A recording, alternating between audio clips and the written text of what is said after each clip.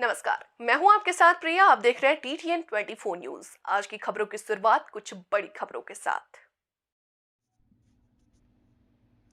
Badaun seat से धर्मेंद्र यादव के बाद शिवपाल सिंह यादव प्रत्याशी बनाए जाने के बाद पहली बार बदायूं पहुंचे, जहां कार्यकर्ताओं ने उनका जोरदार स्वागत किया। बदायूं में शिवपाल ने प्रेस वार्ता में मीडिया के सवालों का भी जवाब दिया। शिवपाल सिंह ने CAA की वापसी को लेकर के दिए गए केंद्रीय गृह मंत्री के बयान पर कहा कि बीजेपी झूठ बोलने वालों की पार्टी है, वो जो भी काम कर रहे हैं। धर्मेंद्र यादव को हटाए जाने के सवाल पर उन्होंने कहा कि बदायूं सपा का गन रहा है, यहाँ से स्वर्गीय नेताजी प्रोफेसर साहब धर्मेंद्र सांसद रहे हैं, अब हम आ गए हैं। बीजेपी को हमारे सामने प्रत्याशी नहीं मिल रहा है, पहले प्रत्याशी तो लाएं, इंडिया गठबंधन 80 सीट हराएगा।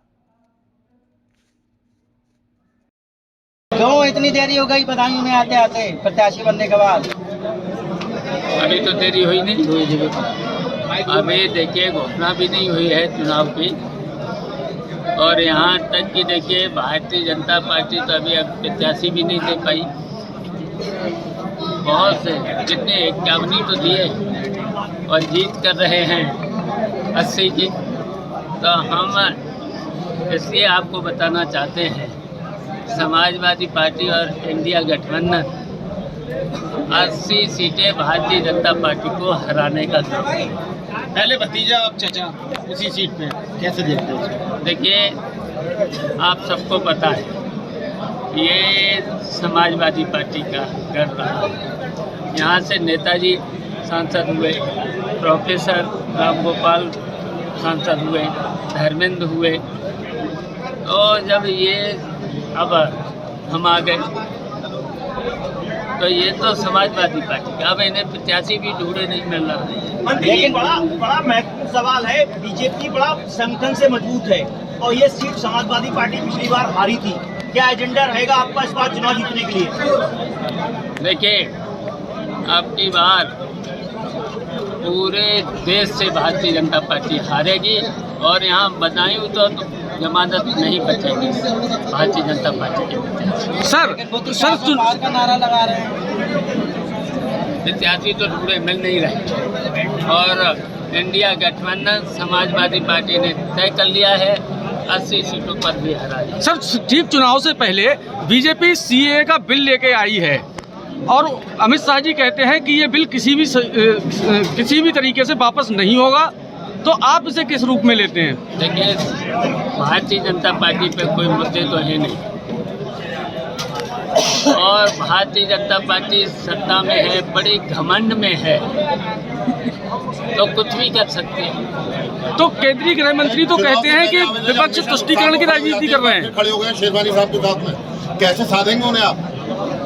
देखिए अब हम आ गए, शिवपाल सिंह यादव आ गए यहाँ, तो सलीम शेरवानी हमारा साथ देंगे और जो भी रहे हैं उनको सबको हम ठीक कर लेंगे, मना लेंगे। जनता की भावना तो रूप से आपको स्वीकार नहीं कर पा रही है, तो कैसे दिल में उतरेंगे आप उनके?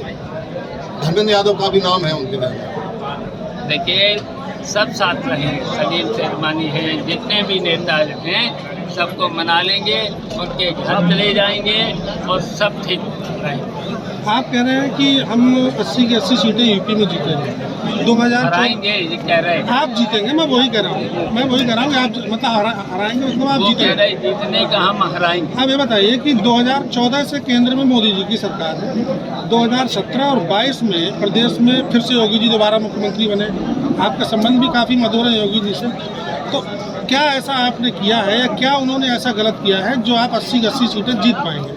देखिए भारतीय जनता पार्टी के 10 साल में जितने भी जो कहा सब झूठ, और झूठ के अलावा कुछ किया नहीं।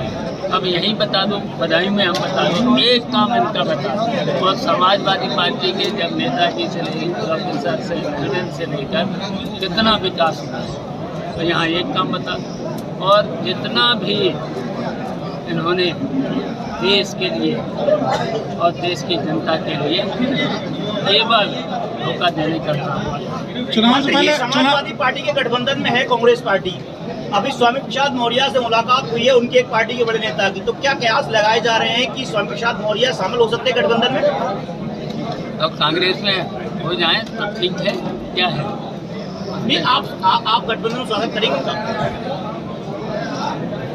देखिए, कांग्रेस में आ जाएं तो ठीक है। सर चुनाव से पहले अयोध्या जाएंगे?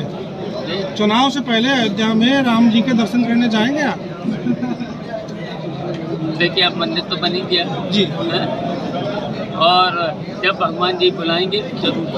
सर रामनाथ कोविंद जी की अध्यक्षता में वन नेशन वन इलेक्शन पर 1,85,000 पन्नों की एक रिपोर्ट सौंपी गई है, तो आप इसे किस रूप में देखते हैं? क्या देश में एक ही चुनाव होना चाहिए? अब देखिए, भारतीय जनता पार्टी, मैंने पहले ही बोल दिया, बड़े घमंड में है भारतीय जनता पार्टी। नहीं तो कई राजनीतिक दलों के साथ वार्ता करने के बाद ये रिपोर्ट तैयार हुई है ना सर? उन्होंने देखिए जितने वादे किए सब खोखले निकले, अभी तक इनका कोई वादा पूरा हुआ नहीं। केवल देश की जनता को भ्रमित किया, उससे देश बहुत पीछे गया और जनता को कोई लाभ नहीं मिला है भारतीय जनता पार्टी। और भारतीय जनता पार्टी जब बड़े सत्ता में है, बड़े घमंड में है, तो कुछ भी कर सकते हैं। आपकी क्या क्या प्राथमिकताएं रहेंगी बदायूं में चुनाव में? बदायूं में विकास हमारी प्राथमिकता रहेगी। कितने वोटों से जीत मांगते हैं इस बार आपने? जितने से आप लोग जिता दो आप लोग, और आप लोगों से भी हमारा निवेदन है, पूरा सहयोग आप लोगों का भी चाहिए है। हम तो कहेंगे कि जमानत जब्त करा दो भारतीय जनता पार्टी के प्रत्याशी। धन्यवाद।